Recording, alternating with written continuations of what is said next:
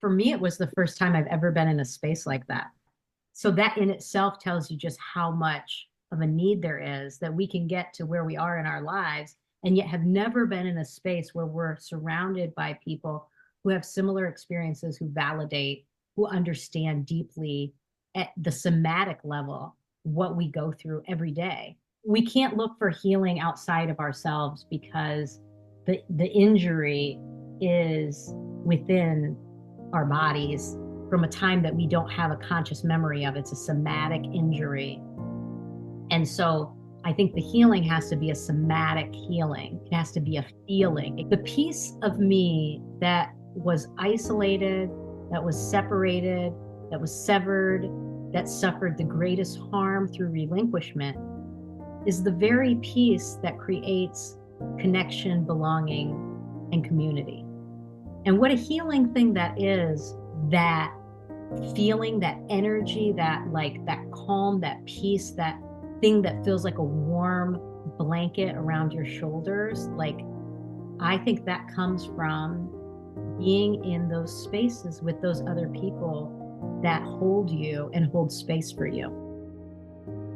I learn from adoptees. I love it. Talking to people and hearing their stories, and just I consume podcasts and books by adoptees, and just like really, I think every time I hear from an adoptee, I like learn something new about myself. So I just love it. I think I only went to like one session for domestic adoptees, and I'm a domestic adoptee. So afterwards, I really just was like, wow, I think this is like more of what I want to do, is like advocacy. Working at a library, I've brought in every adoption book I could find, like in the library, and just none of them are good. None of them tell the full story. Like I want to write both some books around like different people's experiences. So I've mocked up one that's about just me, like kind of explaining what adoption is, what DNA is, real basic level.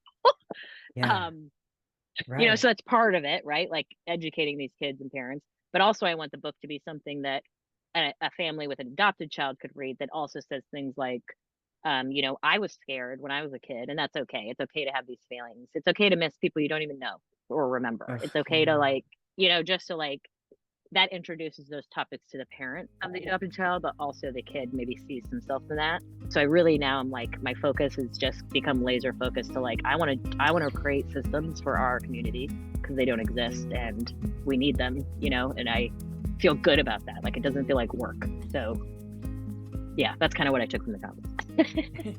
I love the fact that it was not just adoptees, but it was BIPOC adoptees, and having a specific space to carry that nuance of race and talk about race in an unmasked way was so liberating. What was a favorite moment? It's hard to choose between the tattoos or karaoke because, oh gosh, I just really love the fact that we were in a room witnessing and feeling and experiencing like collective joy through music and fun, and that like while we were together that weekend to really unpack a lot about our own experiences as adoptees, which can be so heavy in a very compact weekend. We are more than just our adoptee experiences.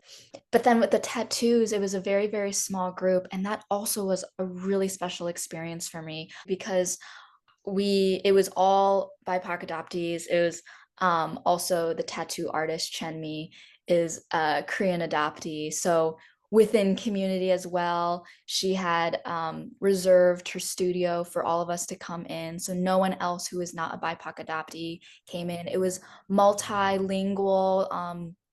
There were like different languages, including ASL. It was also multi-generational. A friend of ours, one of folks who came to the conference, brought her baby. And the baby, oh, she was on the floor looking up at me, playing with her toy and like laughing, and kind of, I could like have an aerial view basically of everyone taking care of this child who is the next generation of us.